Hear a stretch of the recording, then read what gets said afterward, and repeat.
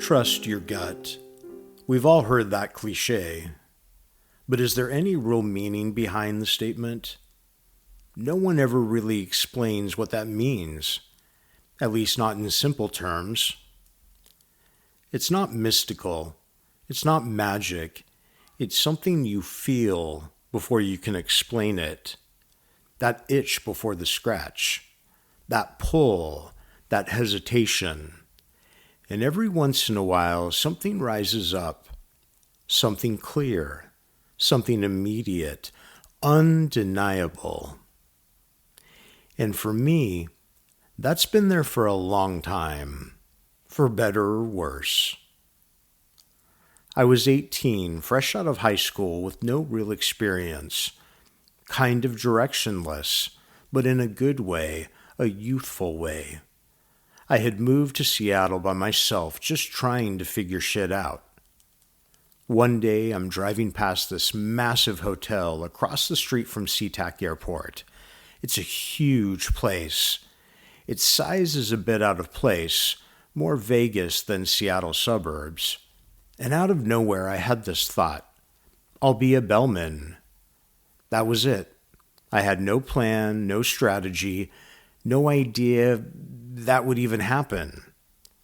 But I pulled into the lot, parked my 1980 Honda Civic hatchback, walked in like I owned the place, went up to the bellman desk and asked if they were hiring.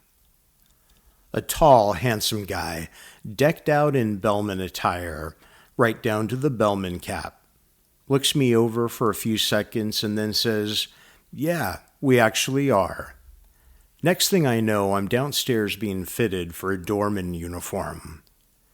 Several months later, I'm a full-on bellman, making more money than I probably should have been making at 18.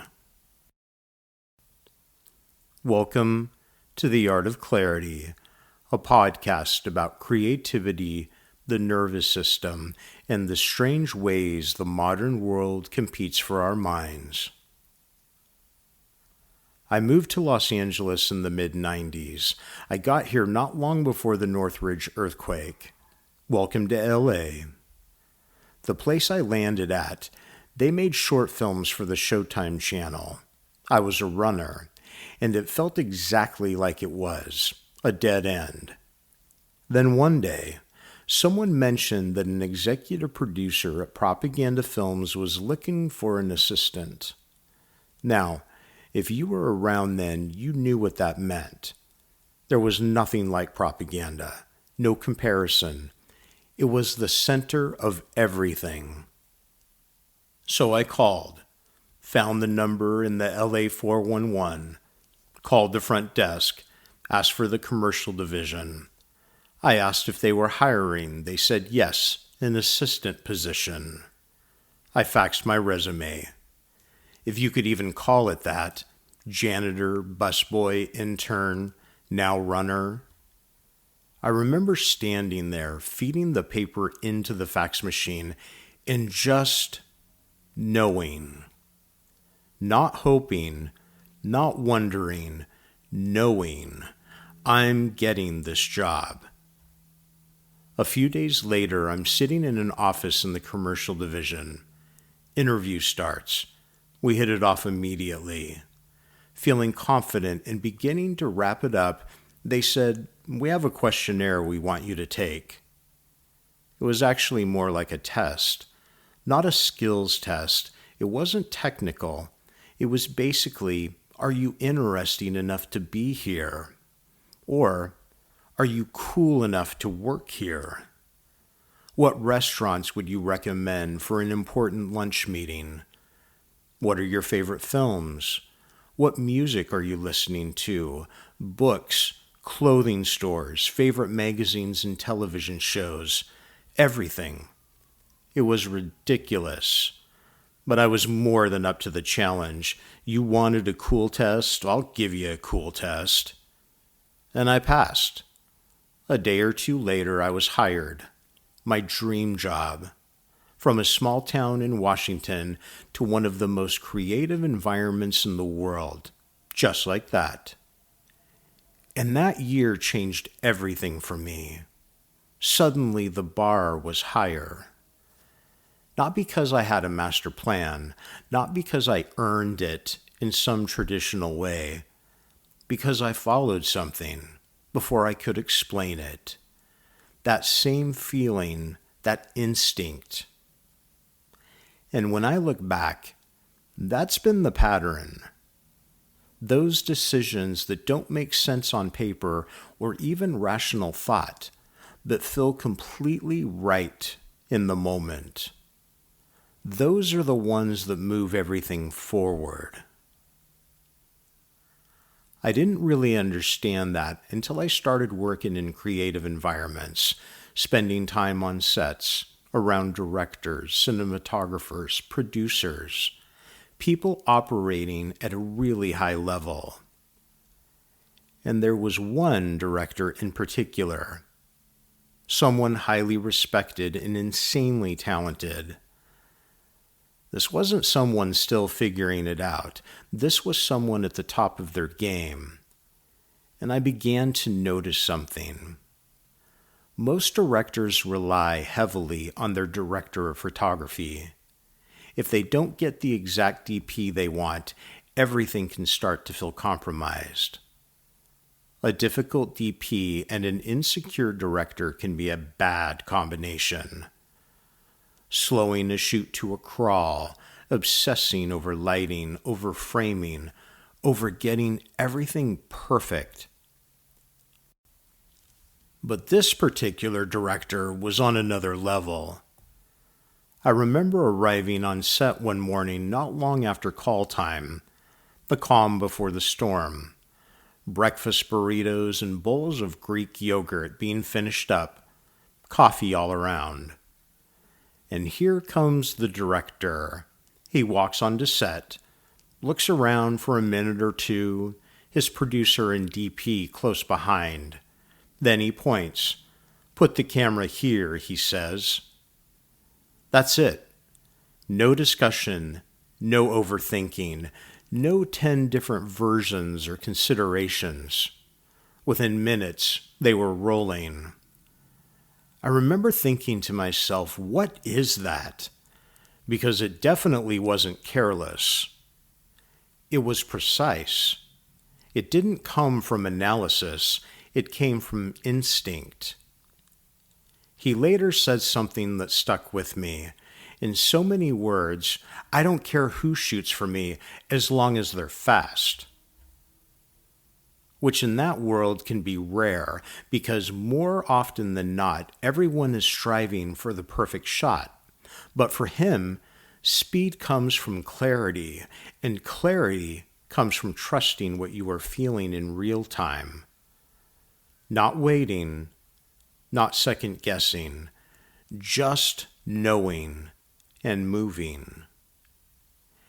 And that started to change something for me. I started noticing every time I would try and override my own instinct, when I would feel something immediately, and if I began to question it, polish it, or try to improve it somehow, I'd check myself. Because more often than not, that first instinct was right. Perhaps not perfect, but right enough. And if I tried to ignore it, the worse things would get. Softer, less clear, less alive, for lack of a better term. And you see this in art all the time. I see it sitting across from people as well, that moment where they feel something clearly and then immediately start to question it. People talk about someone like Jackson Pollock, that it's just chaos, that anyone can do that. Paint splattered everywhere, no plan. But it wasn't random. It was deeply instinctual. It was someone trusting timing, feeling, movement, without needing to explain or contemplate it first. Just following something internal. And I think that's where a lot of people get stuck now. Because when I talk to younger people, or even people in their 20s, and I ask them simple questions, what do you want to do? Where do you want to go? A lot of the time I'll get a shrug. They've never had to decide without input. And it's not their fault. There's too much noise, too many distractions, too many options, too many opinions. Everyone seems to be looking outward for direction instead of inward. And that internal beacon or instinct sometimes gets drowned out completely. And I think that's part of why trusting your gut feels so abstract now, because people aren't used to listening to it. Or they don't trust it when they do. And I get it, because even now I'm still following that same internal instinct or gut feeling. With the first book I'm writing, with this podcast, with everything I'm building and dreaming of right now. And if I'm being honest, there isn't a lot of external proof yet that any of this is working. No this is it moment. No real external validation yet. And that's where doubt shows up, because now you are in that space between instinct and the result. And that space can mess you up. It makes you question everything. Was my instinct real, or was it just something I wanted to believe? I think Bowie may have said something along the lines of, how do you know the difference between instinct and fear pretending to be instinct? And that is the real question, because they can feel the same. When I think about my life up until now, this rhythm has been a constant. That same feeling, followed by acting, followed eventually by an opportunity presenting itself. It's happened too many times for me to dismiss it now. So even without proof, even without validation, that instinct is still there. And I choose to trust it, because the alternative is fear, and I've seen where that leads. This is Gary Naccarato, and this has been The Art of Clarity. Thanks for listening. If any of this resonated, feel free to share it or pass it along to someone who might need it. To learn more about my work or to get in touch, you can find me on my website. I'll see you next time.